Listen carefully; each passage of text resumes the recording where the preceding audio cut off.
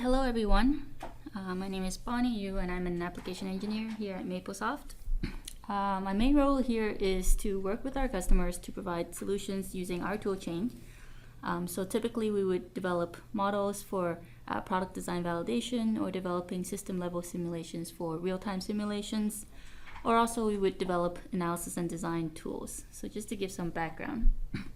On top of that, our group also gives various webinars like the one we have today to present solutions to both new and existing users. So in today's webinar, I'll be presenting our control design toolbox. And my main goal here is to give an overview of the toolbox and then highlight some of the advantages that symbolics bring to the control design industry. I've broken down the topics for today as follows. So first I'm going to present what's actually included within our control design toolbox. And then I'm going to show a few control design examples which make use of the toolbox. Next, I'm going to go in product and do a demo of a feedback linearization problem. Lastly, I'm going to take a step back and discuss some other areas of control design, so namely modeling, linearization, analysis, and also control testing. And I'll talk about how symbolics provide benefits in those areas as well.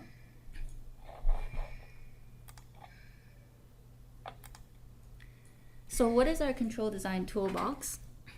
Basically, it provides the necessary tools to extend our plant modeling capabilities within MapleSim to support control design.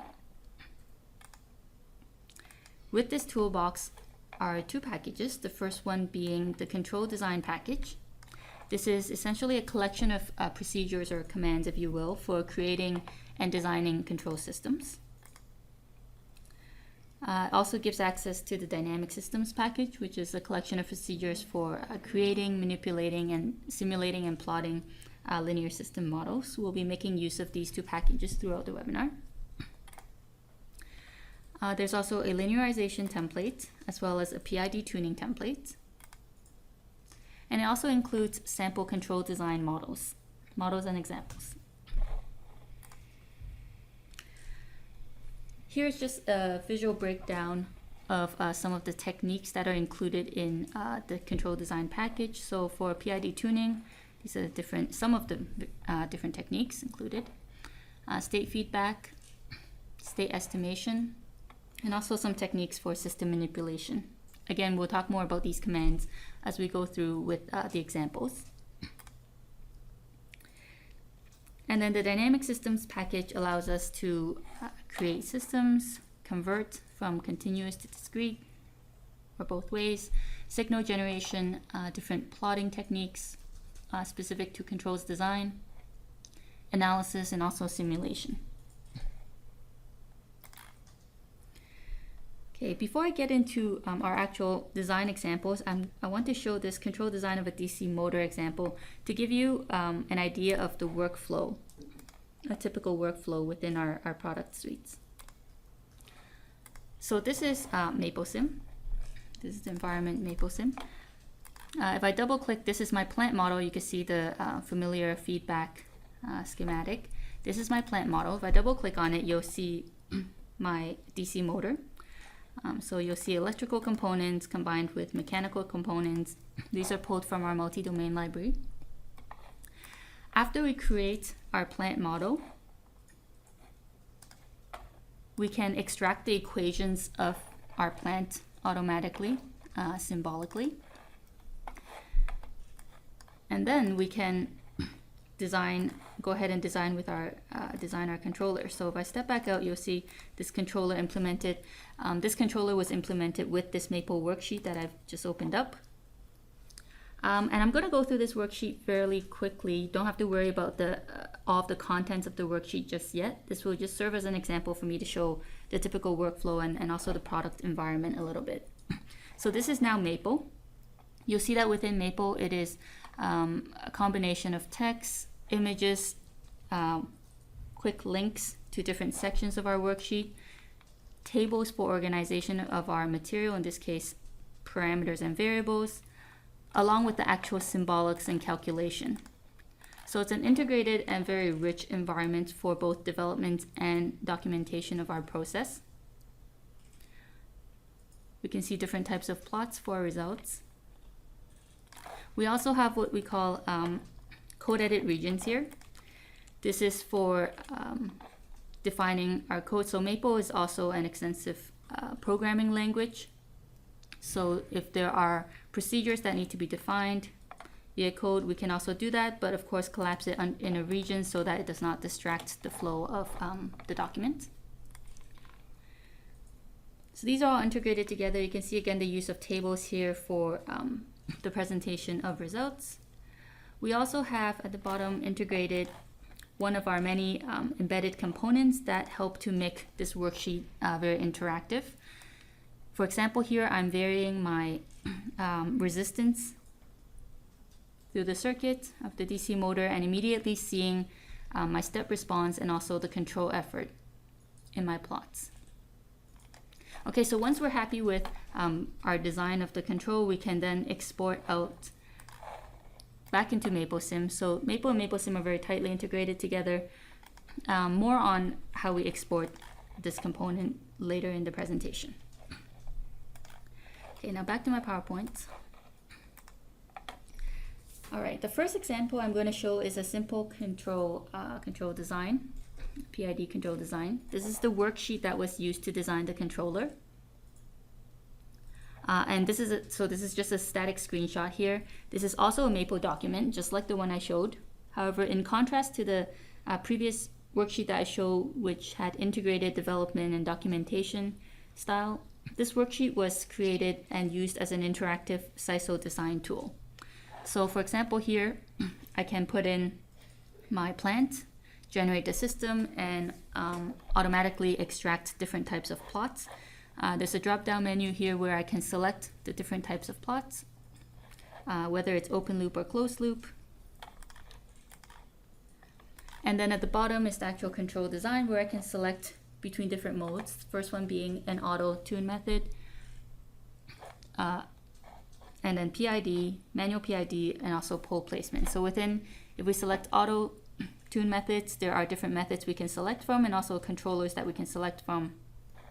And then manual PID is, as the name implies, it works just like the worksheet I just shown in terms of changing value of the resistance and being able to see the plots immediately change. So this here I'd be changing our PID values and seeing those changes being reflected in the plots immediately.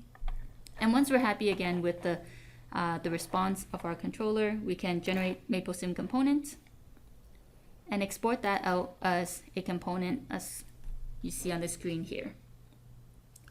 So this was a simple PID controller that was developed using the tool that I just shown to control a quarter car vehicle suspension.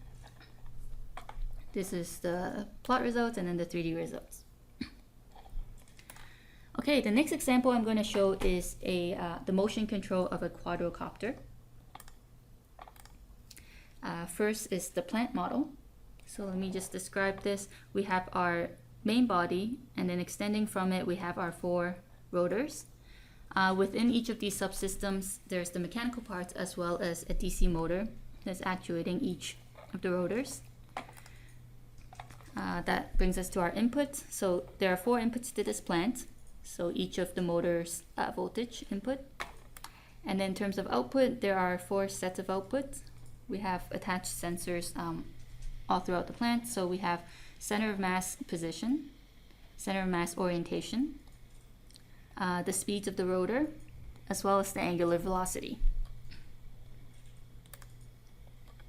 So after we develop the plant model within MapleSim, we can extract the symbolic equations and linearize the system using the templates. And I'm going to talk more about the equation extraction and linearization later on in the presentation, but for now I'm just going to focus on the control design aspects. And I'm going to show the commands that we use to develop this controller. So the first one, we're using a compute QR command to obtain the weighting matrices based on a desired time constant. So here compute QR based on 0.2 time constant, and this is my output, Q and R matrices. Then I'm going to use the LQR command and use the calculated Q and R matrices to calculate my LQR state feedback gain. And this is using the well-known quadratic cost function, and feedback law.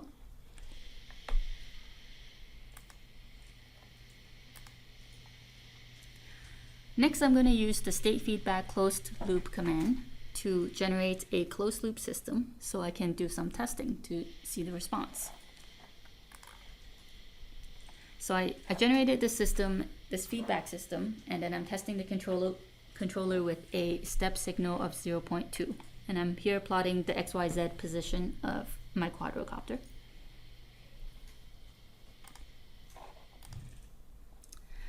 After I'm happy with that response, I'm also going to add in a Kalman filter. So the first step here is to define my covariance matrix of state and measurement noise. The first one here, we couldn't actually see the 20 by 20 matrix, so I just browsed the structure so I can give you an idea of what the structure looks like of that matrix. Then I'm using the Kalman command, and I'm going to use my generated matrices, or my user-defined matrices, to design my Kalman estimator. So I'm going to obtain my gain matrix and also the solution to the Riccati equation.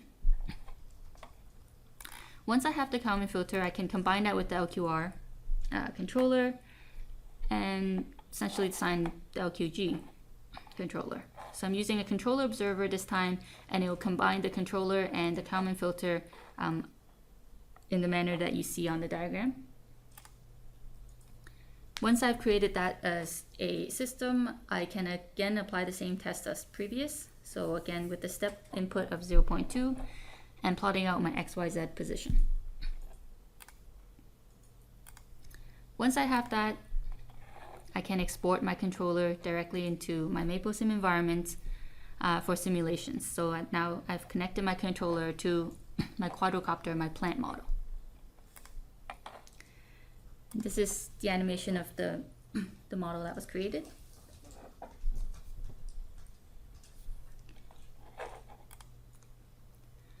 Okay, the next example I'm showing, the previous two examples were all design of linear controllers. The next two is going to be nonlinear controllers. First one is going to be a gain scheduling example. First, I've modeled the well-known inverted pendulum on a cart system. So the problem here is essentially controlling the amount of force applied to this cart in the x direction in order to balance this pendulum so that theta remains at 0 essentially. So that's the typical stability problem. However, for this demonstration of gain scheduling controller, I'm actually going to change the problem definition a little and change it from a problem of stability to a problem of position control. So instead of saying I always want this position to be near theta equals 0 or at theta equals 0, I'm going to incrementally increase this desired position. So I'm saying this pendulum needs to be further and further away from the theta equals 0 point as time goes on. And of course, the problem that occurs with that type of problem using a linear controller is that it's no longer going to work because it's not close to the linearization point, which is at theta equals 0. So the first thing I did was create a linear controller. So this is a simple PID controller linearized about theta equals 0. And you can see the response with my desired inputs. So you can see as we get further and further away from theta equals 0, you can see the controller response decreasing. So higher overshoot, longer settling time. And in fact, in the previous example, there was no disturbance. It was a disturbance of 0. Now if I add some sort of sinusoidal disturbance, you'll see that the plant actually goes to instability.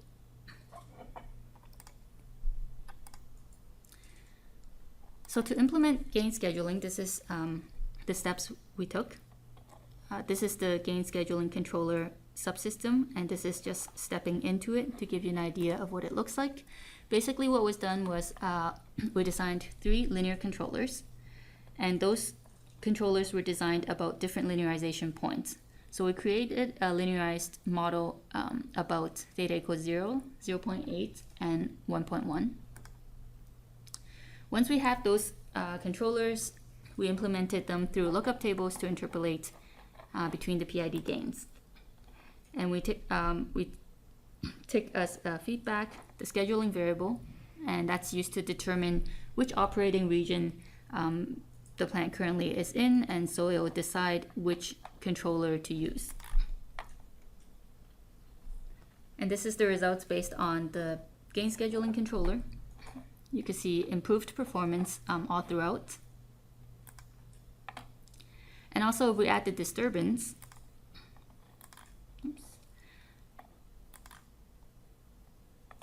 you'll see that even though we've added the disturbance, the plant is still being controlled and is still stable. Oh, and I have the animation here. So again, the problem here is not one of stability. It's one of position control, where we're getting the pendulum to move to positions further and further away from that initial linearization point of theta equals 0.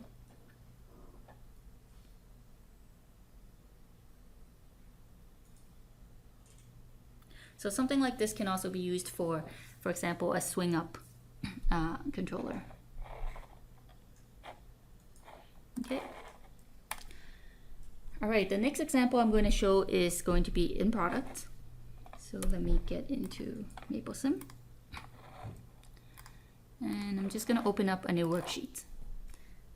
I'm going to take us through the steps of designing a feedback linearization controller right from the plant modeling stage. So what we're going to control is a 2-link manipulator. So the first thing I'm going to do is create the plant model for that. And I'm going to show this in a split screen so you can see the visualization as well. Okay, so I've opened up my multi-body library and I'm pulling in a fixed frame, a rigid body frame, a rigid body, and a rigid body, another rigid body frame. Essentially, this is a coordinate transformation, and this is where I can define rigid bodies, where I can define my mass and inertia. So the parameters associated with my components always show up on the right-hand side here.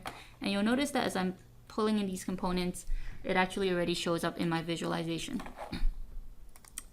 Okay, I'm going to add a joint. So a revolute joint to give it my 1 degree of freedom in a rotational sense. As I'm connecting these components up, you'll see my model being created in the construct mode. And I'm going to use this multiple times, so I'm actually going to collapse this down into a subsystem. This is also useful when we're creating big models that we need to start grouping our components. If I double click on it again, I see the full details of my model. This is what I just created. Okay, and so you'll see also that the parameters used right now, so 1 unit in the x direction, turn off tooltips here. So 1 direction in the x, 1 unit in the x direction, these are numeric. I can easily change these to variables. So I can parameterize my model essentially. So I can say this is half of the length, this is another half. So I've defined, oops, sorry about that. So I've defined L, and then also my mass I'm going to parameterize as M. Now I'm going to go and define the parameters. And if I step back out, you'll see that if I click on this subsystem, I have my L and M local variables, local parameters, if you will. Now I can copy and paste this since I want a 2-link manipulator. And there you go, I have a 2-link manipulator. And you'll notice that because I've created these as a subsystem, under my project's definitions area, I now have a link component that I can reuse over and over again in my model. Okay, and the last thing I'm going to add before I run a simulation is just to add probes. This is essentially how we extract information. So I'm adding that to my revolute joint so I'm able to look at the angle, the speed, acceleration, and the torque. So let's just leave it at that and I'll run the simulation.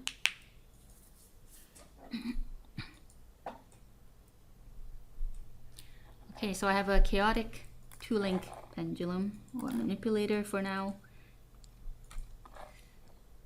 I can easily change these lengths. For example, I want the second one to be 5. And we run that. So this time the first link should be 1 unit and the second link should be 5. So there's my plant. And I'm going to step into this model here, which is exactly the same model as what I had just built, except I've added several things. So instead of watching me pull these components in, I've added these already.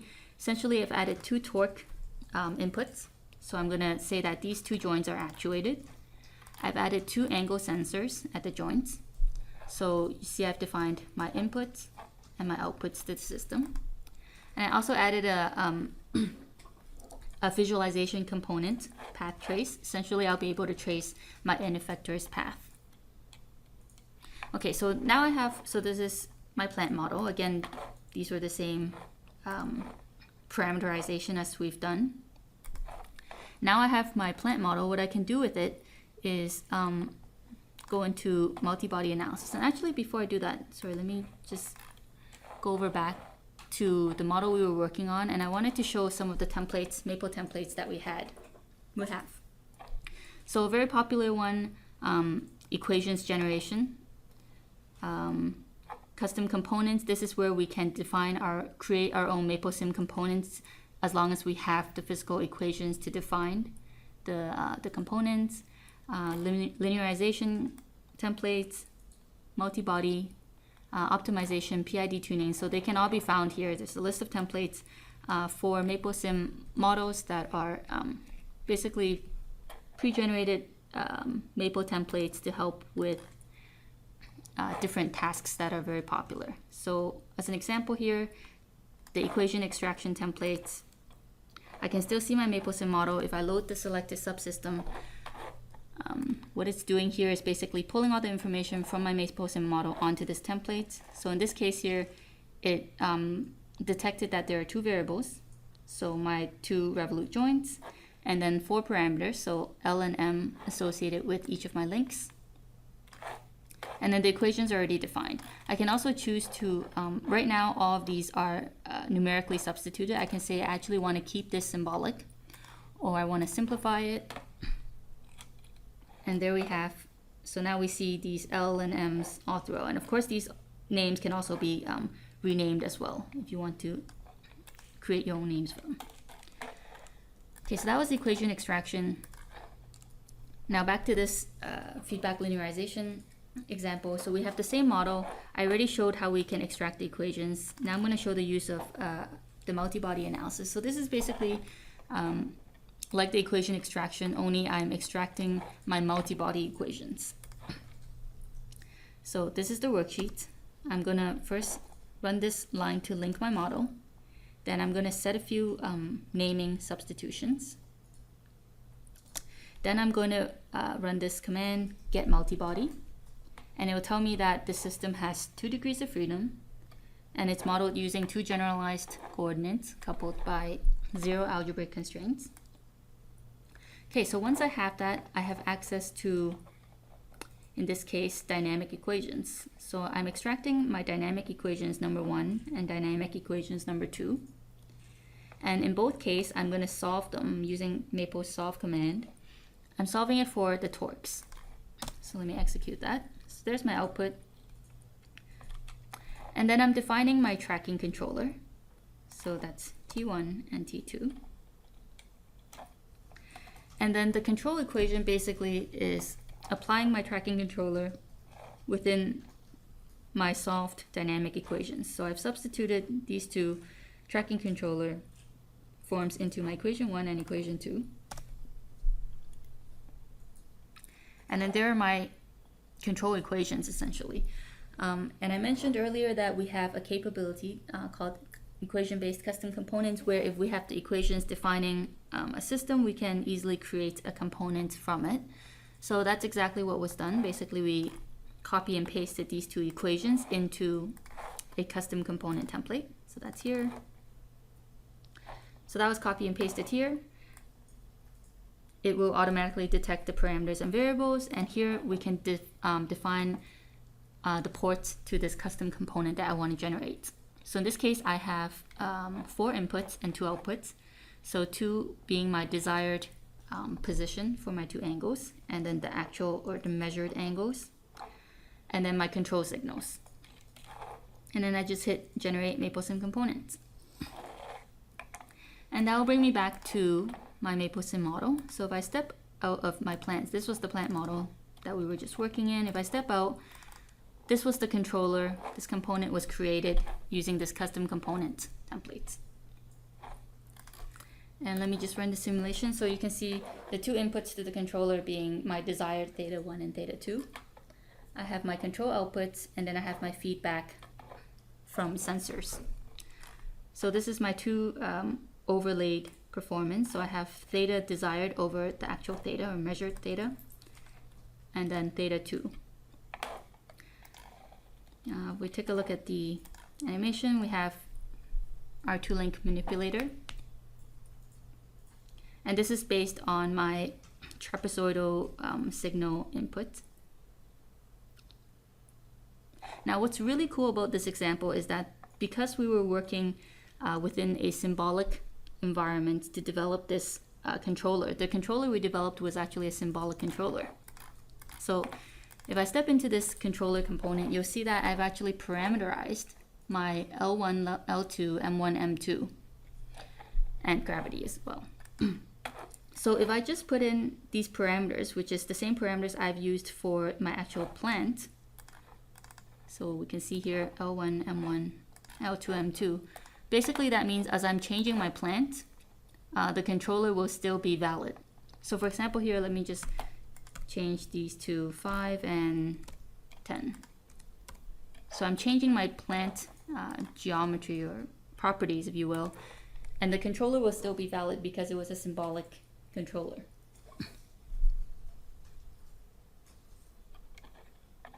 Okay, so we can again see desired versus measurement very close. And this time we have a much bigger arm. Let me zoom out.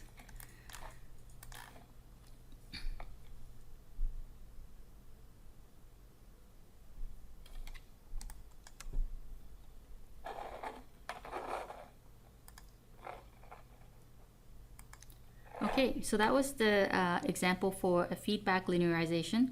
This example really shows the advantage of doing control design within a symbolic environment. This on top of the documentation and rich environment that Maple has to offer. So the core symbolics power is very useful for these type of controller design. Okay, now I'm going to jump back into my PowerPoint presentation. So basically that was just a few of the examples of different controllers that can be designed within Maple. Of course, different things can also be done. So feedback linearization, what I just showed, parameter estimation, adaptive control, sliding mode control, optimal control, and so on. Okay, now I'm going to actually take a step back and talk about other aspects of control design. So namely, plant modeling and analysis, and we'll look at how symbolics benefits those areas. First thing I'm going to talk about is modeling within MapleSim. You've taken a sneak peek when I was doing the product demo there, that it's not a signal-based environment, it's an acausal environment. And I'm going to highlight the differences between the two through a simple example here. So within a signal-based environment, when we're doing physical modeling, the first step we would take is to derive the models by hand. So in this example here, we're deriving the equations for a quarter car suspension. So equations of motion for the two masses. We then simplify this by hand and then enter it into a space like this. So in an environment like this where it's signal-based, we have inputs and outputs. Everything's directional-based. The components that are being used are essentially mathematical operators that are combined together to mimic the calculation procedure that was developed by hand. So it's not very visually representative of the actual structure. It visually represents the mathematical or calculation procedures. Also, it's not very reusable. If we were to, say, add another mass spring damper to this system that we wanted to model, we'd have to actually rederive the system from scratch and then re-enter it into this space.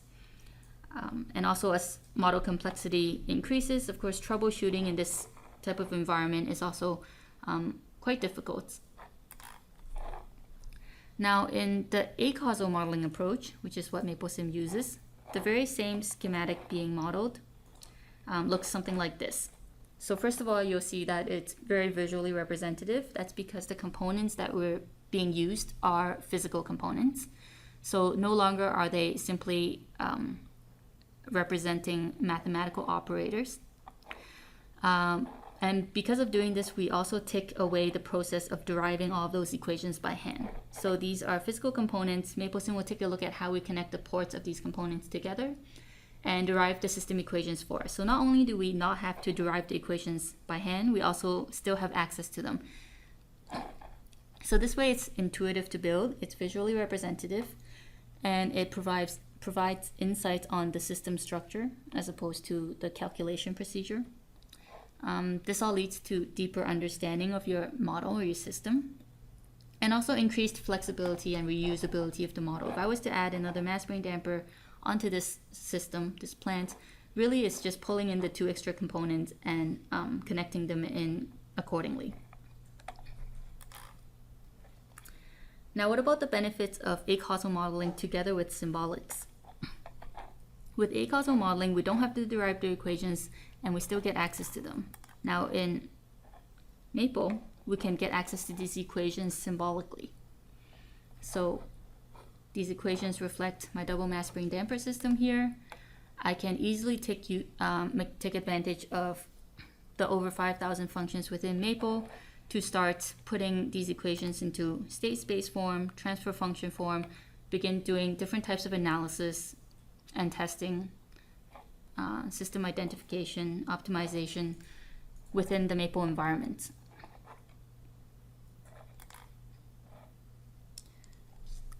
Another type of analysis that Symbolics has benefits for, linearization. So we have a template I mentioned for this linearization process. This template is used to linearize any MapleSim model. So if we have a model, all we have to do is select the model that we want to linearize. It will automatically pick up the variables and the inputs and outputs of the plant. And then it will also detect all of the parameters, which we can select which ones we want to keep symbolic within our linearized model. Once we've done that, all we have to do is select whether or not we want to let Maple compute the equilibrium points automatically or use initial conditions that are user-defined in order to linearize the model. This field here, you see the linearized model, again in symbolic form. And below that, we have additional information in terms of variable mapping. So state mapping, input mapping, and output mapping. Controllability and observability. We can extract these easily and immediately determine if it's completely controllable or observable or not, whether or not the plant is controllable or observable. But in addition to this, because we have those equations in symbolic form, we can determine not only if the system is controllable, but what parameters actually contribute in the system being controllable or not. So by having that capability, we may be able to identify minor changes to the system or parameters that will allow controllability requirements to be met, and of course thus significantly reducing control design efforts.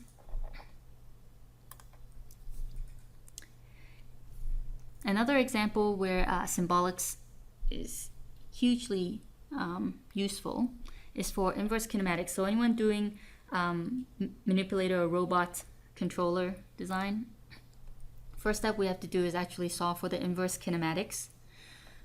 On the screen here I have a screenshot of our plant model. This is a plant model of a Stewart platform. So we have our main platform connected to 6 legs. So they're linear actuators attached. And then as inputs, we want to be able to specify my X, Y, and Z position of the platform. And before control design, we need to know what the actuations need to be for each of these legs in order for the platform to get to those X, Y, Z positions. So that's our problem definition.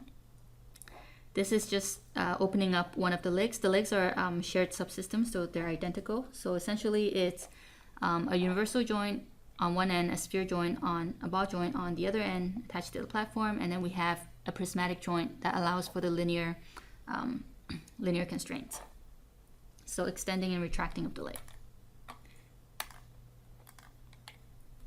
So this is quite a complex problem, but within the symbolic environment, you're going to see that we're able to do quite a bit of simplifications because we have access to these symbolic equations. So first I extracted the symbolic constraint Jacobian, and it's actually more than this. It was 3 pages of this. I didn't have enough screen size for that. So it's a very big set of equations. So we can choose to look at the equations, or we can browse the structure, which gives us good information in terms of the actual structure of these equations. What we can get from this view is that each of the legs subblocks are independent. And because they're independent, we can further validate to see whether or not they're actually symbolically identical. So we did a difference command and find out indeed it's actually symbolically identical. And because of that, that means we can solve for one leg instead of all 6. Okay, so we extract the constraint equations for leg 1 and then solve for my 3 variables. Once we've done that, again using our equation-based custom components, we have these equations. This is essentially my inverse kinematics block that are defined by these equations. I have my x, y, z as input, and then my 3 variables for the leg as output. So that was generated as a component here. So I'm taking as input what my desired x, y, z should be, and then calculating what my leg length needs to be in order to get to that x, y, z position. And this was the animation of the resulting model.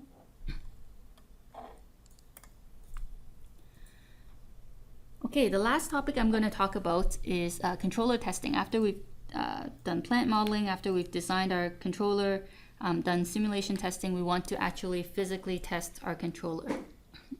And typically people would do HIL or real-time simulations for that type of testing. And the biggest hurdle to overcome for HIL testing is timing. So we need to make sure that the plant model runs fast enough such that it can run on a real-time platform and interact with the actual controller. The first slide here I have is to show our connectivity. So we have Maple, that's for doing the computation analysis, MapleSim for doing the modeling and simulation. They're tightly integrated together. But after we do this, we can also use different connectors to go out to different platforms. So these are the various platforms that we support. And a lot of users use our tool precisely for this reason, and that's because of the fast code that we generate, the very fast code that we generate. And the reason we generate very fast code is because we apply sophisticated symbolic techniques used to simplify the system equations. So before we even go into numerical integration, we apply several different techniques to basically reduce the size of the system equations. And this process is exact. There's no loss of fidelity. And then from that simplified set of equations, we do further code optimization as well. And the result of that is that we generate very efficient HIL code for controller testing. Here's a chart showing 2 different models that we had built. And we're showing the addition and multiplications that were taken to solve the 2 different models. And we're showing the initial number of calculations, the number of calculations after we do the symbolic simplification, and then the number of calculations after symbolically simplifying and then also applying code optimization. So you can see quite a reduction from million multiplication to just under 8,000 to under 8,000.